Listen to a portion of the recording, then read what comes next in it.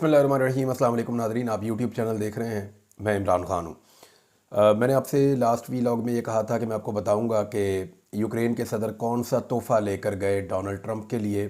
तो ये बड़ा नायाब तोहफ़ा था, यानी जो चीज़ वो अपने मुल्क से लेकर गए वो डोनाल्ड ट्रंप को बहुत पसंद भी आनी थी। यानी इससे पहले जब ये प्लान हो रही थी मुलाकात, तो उस वक्त यूक्रेन को बड़ी उम्मीदें थी अमेरिका से। लेकिन दूसरी तरफ अमेरिका जो है वहाँ पे नई जो हुकूमत है उसकी सोच बिल्कुल मुख्तलिफ है। जो बाइडन ने जो है पैसा पानी की तरह बहाया यूक्रेन के ऊपर, और इसी लड़ाई में अब पाकिस्तान के ख़िलाफ़ भी कुछ बैनुल अक़वामी ख़बरों के अंदर ये छपा कि पाकिस्तान ने अमेरिका के कहने पर हथियार बेचे हैं यूक्रेन को, और पाकिस्तानी हथियार यूक्रेन और रशिया की लड़ाई में इस्तेमाल हुए हैं, और बाकायदा इसका कोई मुआहिदा भी मंजर आम पे लाया गया है। बहरहाल पाकिस्तान इसका एक बहुत छोटा सा प्लेयर था, और यूक्रेन और रशिया की लड़ाई में पाकिस्तान के हथियार चाहिए थे या पाकिस्तान की सपोर्ट चाहिए थी, तो इमरान खान के होते हुए तो वो मुमकिन नहीं था। उसके बाद जो कुछ भी इमरान खान के साथ हुआ वो आपके सामने है। अब डोनाल्ड ट्रंप के लिए ज़ेलेंस्की जो है वो लेकर गया था एक बेल्ट। ये गोल्डन बेल्ट है और ये UFC की है।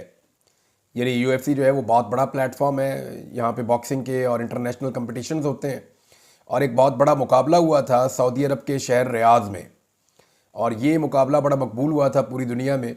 इसमें फाइनली दो बॉक्सर्स के बीच में एक बड़ी जंग थी, जिनमें एक बॉक्सर था वो बरतानिया का था और दूसरा बॉक्सर यूक्रेन का था। दोनों बॉक्सर्स के बीच में फ़ाइट हुई थी सऊदी अरब के शहर रियाद में, और ये दिसंबर 2024 में ये फ़ाइट हुई है। आपसे लगभग कोई 2 माह पुरानी बात है, दो ढाई माह पुरानी बात है। यानी दिसंबर के आखिरी 10 दिनों में थी, 22 या 23 दिसंबर को ये फ़ाइट थी। मैंने ये फ़ाइट देखी भी थी। तो इस फाइट में जो यूक्रेन का बॉक्सर था अलेक्जेंडर यूजेक, उसने शिकस्त दे दी बरतानवी टाइसन फ्यूरी को, और ये टाइटल जीतकर वो अपने साथ अपने मुल्क ले गया। अब क्योंकि डोनाल्ड ट्रंप को UFC के अंदर, बॉक्सिंग के अंदर, इन स्पोर्ट्स के अंदर बड़ी दिलचस्पी है, लिहाजा फिर वो जो बेल्ट है वो बेल्ट बतौर तोहफ़ा यूक्रेन का सदर लेकर आया था देने के लिए अमरीकी सदर को। और वो वहाँ पे जब ये बातचीत कर रहे हैं, तो अगर आप यूक्रेन के सदर की बैक साइड पे, यानी उनका जो राइट आर्म है उसकी बैक साइड के ऊपर जो एक टेबल पड़ा हुआ है, वहाँ पे ये बेल्ट आप पड़ी हुई देख भी रहे हैं। तो वो अपने साथ ये बेल्ट लेकर आए और बड़ा नायाब तोहफ़ा उन्होंने दिया डोनाल्ड ट्रंप को। लेकिन उसके बाद जो माहौल बना वो आपके सामने है। एक सेनेटर ने पहले समझाया भी था ये सिचुएशन बन जाएगी, इसके बारे में ट्रंप के एक सेनेटर हैं जो ट्रंप के साथी हैं, लिंडसे ग्राहम। ये यूक्रेन के हामी हैं और रशिया के बहुत ख़िलाफ़ हैं, और इनकी सोच ज़रा ट्रंप से मुख्तलिफ है। तो ये सेनेटर पहले मिले थे ज़ेलेंस्की को, और इन्होंने कहा था कि जनाब आपने एहतियात करनी है, मीडिया या कोई और आपको भड़काए नहीं, आपने बड़ी एहतियात के साथ डोनाल्ड ट्रंप के साथ बातचीत करनी है, और ये आपका एक बड़ा इम्तिहान होगा। लेकिन ज़ेलेंस्की जो है वो थोड़ा उन्होंने जज्बात दिखाया, क्योंकि जंग के अंदर एक आदमी होता है तो वो डिफरेंट स्टेट ऑफ माइंड में होता है। तो उसके बाद जो सिचुएशन बनी है वो अब आपके सामने है। वहाँ पे वाइट हाउस में ऐसा तो कभी किसी सफ़ीर के साथ नहीं हुआ जैसा एक मुल्क के प्रेसिडेंट के साथ हो गया, और बाद में मुबैना तौर पे उन्हें कहा गया कि आप वाइट हाउस को छोड़ दें। अब यूरोप के अंदर इनको काफ़ी पजीराई मिल रही है। यूरोप में जब ये गए बरतानिया, तो बरतानिया में वज़ीर आज़म ने 10 डाउनिंग स्ट्रीट से बाहर निकल कर बहुत आगे तक आकर इनका इस्तकबाल किया, इनको बगलगीर हुए और लेकर अपने साथ गए अंदर।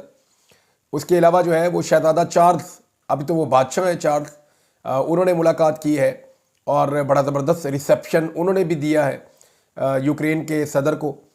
और जो यूरोपीय यूनियन है उन्होंने भी इसके ऊपर एक फ़ैसला किया है। यानी यूरोप के जितने बड़े लीडर्स हैं उन सबका ये कहना है कि जब तक जंग है वो यूक्रेन के संग होंगे। यानी जब तक जंग यूक्रेन के संग, सिंपल आप करें उर्दू में तो वो ये है। वो ये कह रहे हैं कि जब तक रशिया के साथ यूक्रेन की जंग जारी रहेगी हम यूक्रेन को सपोर्ट करते रहेंगे, यूक्रेन को पैसा देते रहेंगे। देखिए एक बात हमें माननी पड़ेगी, खाली हथियार नहीं लड़ते होते, फ़ौज भी लड़ती होती है, और फ़ौज और अवाम अगर एक पेज के ऊपर हो तो फिर कोई भी फ़ौज मुकाबला कर लेती है। रशिया जैसी बड़ी फ़ौज का मुकाबला यूक्रेन जैसा छोटा मुल्क या उसकी फ़ौज नहीं कर सकती थी, लेकिन उसके लिए उन्हें जदीद हथियार चाहिए थे, बहुत सारा इक्विपमेंट चाहिए था, बहुत सारा पैसा चाहिए था।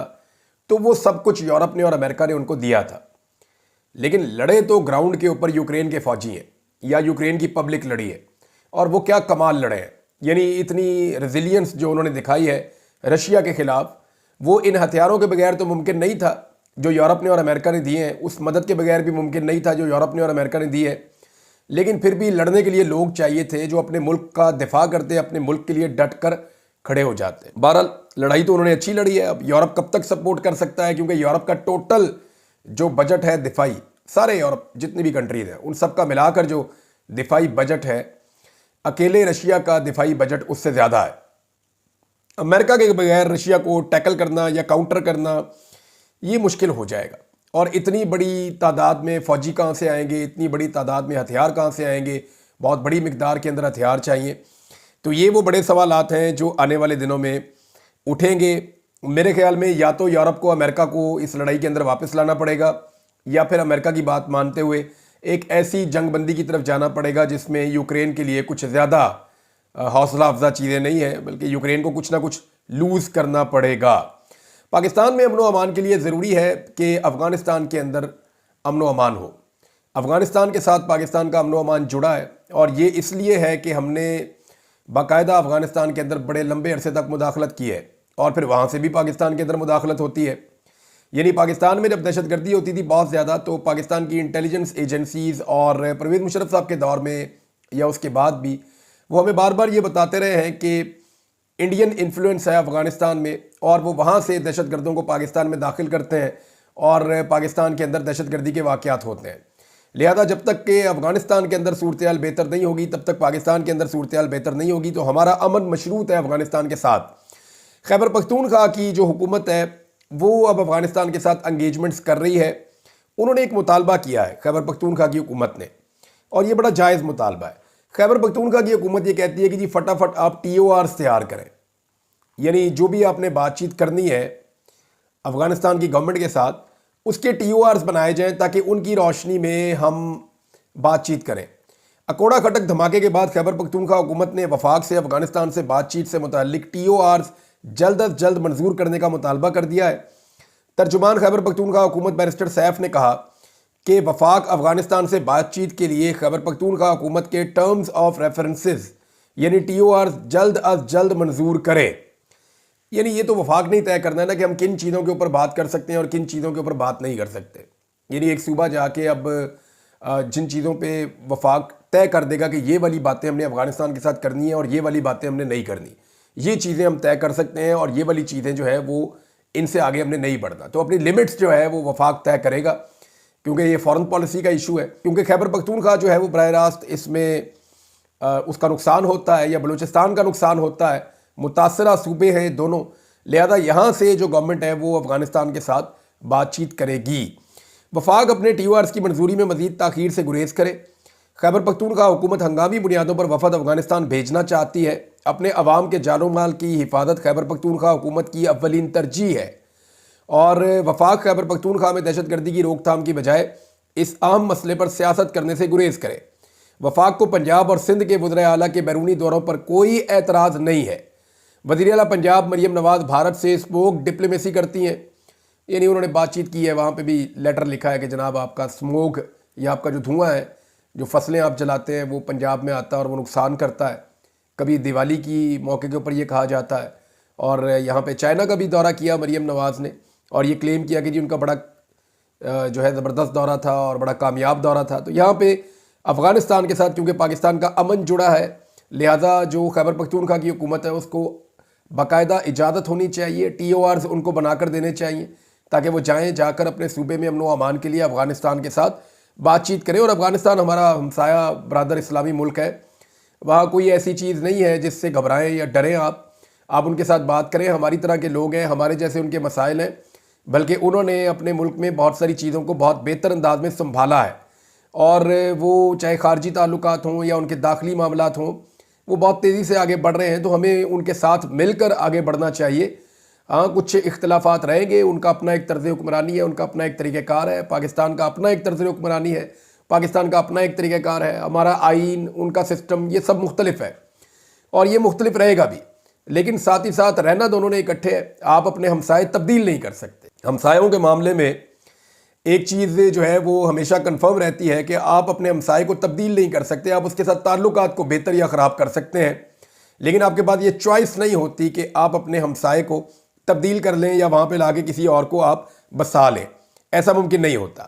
ناظرین، آئی ایم ایف کا وفد جو ہے وہ پاکستان کا جو اقتصادی جائزہ لینے کے لیے اب آ رہا ہے، یہ امپورٹنٹ ہے۔ آج سے یہ مذاکرات شروع ہو جائیں گے اور 14 مارچ تک یہ مذاکرات رہیں گے۔ اس سے پہلے آپ کو پتہ ہے کہ آئی ایم ایف کا جو ایک اور وفد پاکستان میں آیا تھا اور انہوں نے ایک ایک ادارے کا ایک ایک چیز کا جائزہ لیا تھا، اتنی ڈیپتھ میں وہ کبھی نہیں گئے تاریخ میں۔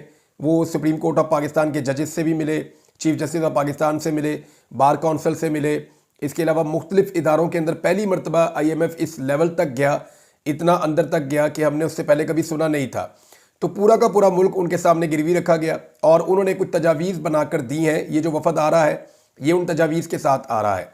وہ جو پہلے والا وفد تھا وہ یہاں سے گیا، اس نے ساری سچویشن سامنے رکھی، وہ ایکسپرٹس تھے، وہ یہ بتا رہے ہیں کہ پاکستان میں رول آف لاء کے یہ معاملات ہیں، انسانی حقوق کے یہ معاملات ہیں، عدم اعتماد لوگوں کا کیوں بڑھتا چلا جا رہا ہے، اور جو پاکستان کے اندر عدلیہ کی سچویشن ہے وہ کیا ہے۔ تو یہ ساری چیزیں انہوں نے رکھی ہیں اب آنے والے وفد کے سامنے۔ اب یہ وفد تجاویز لے کر آئے گا جن پہ پاکستان کو عمل درآمد کرنا پڑے گا۔ آج سے اس کا سلسلہ شروع ہو جائے گا، آہستہ آہستہ چیزیں رپورٹ ہوں گی، اور جو رپورٹرز یہ کوریج کرتے ہیں، جو کامرس رپورٹنگ کرتے ہیں، جو وزارت خزانہ کے معاملات کو رپورٹ کرتے ہیں، وہ آنے والے دنوں میں ہمیں بتائیں گے کہ آئی ایم ایف اس مرتبہ کن شرائط کے ساتھ آ رہا ہے اور وہ کون سی چیزیں ہیں جن کے لیے پاکستان پر مزید دباؤ ڈالا جائے گا۔ بہرحال یہ آئی ایم ایف کا وفد جو ہے یہ پاکستان آج سے کام شروع کر رہا ہے، 14 مارچ تک کام کرے گا۔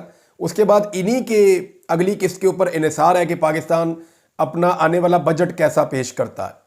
دیکھیے، پاکستان کی حکومت ایک نیا بجٹ بنانے جا رہی ہے، اپریل اور مئی میں اس بجٹ کی تیاریاں ہونی ہیں، بلکہ اب سے کام شروع ہو چکا ہے، اور جون میں یہ بجٹ پیش کیا جائے گا۔ معیشت کی صورتحال آپ کے سامنے ہے، پاکستان کی بہت ہی پتلی حالت ہے۔ تو ایسی صورتحال میں جب آئی ایم ایف نے آپ کے اوپر پورا شکنجہ کسا ہوا ہے تو آپ ایک عوامی بجٹ کیسے پیش کر سکتے ہیں؟ یہ ایک بڑا سوال ہے موجودہ حکومت کے لیے، جو اس وقت بالکل پاپولر نہیں ہے۔ حکومت نے بہت سارے ایسے فیصلے کیے ہیں جو عوام میں ان کو بالکل پذیرائی نہیں ملی۔ بجلی بہت مہنگی کر دی، گیس بہت مہنگی کر دی، پیٹرول بہت مہنگا کر دیا، ہر چیز کے اوپر ٹیکس لگا دیا۔ اس سے پاکستان کی معیشت کو کچھ حد تک انہوں نے سنبھالا ہے۔ یعنی اگر آپ آئی ایم ایف کی رپورٹیں دیکھیں یا ورلڈ بینک وغیرہ سے آپ بات کریں تو وہ کہیں گے جی پاکستان کی معیشت کے اندر کچھ چیزیں بہتر ہو رہی ہیں، لیکن اس سے پاکستان کی عوام کی کیا حالت ہو رہی ہے اس کا کسی کو اندازہ بھی نہیں ہے۔ یعنی آپ عوام کا خون پسینہ نچوڑتے جائیں اور آپ کچھ پیسہ اکٹھا کر کے دکھائیں، عالمی اداروں کو دیکھیں ہم نے پیسے اکٹھے کر لیے ہیں، تو ایک لیول تک آپ وہ عوام کا خون نچوڑ سکتے ہیں، یا عوام کا خون پسینے کی کمائی آپ ایک لیول تک نچوڑ سکتے ہیں۔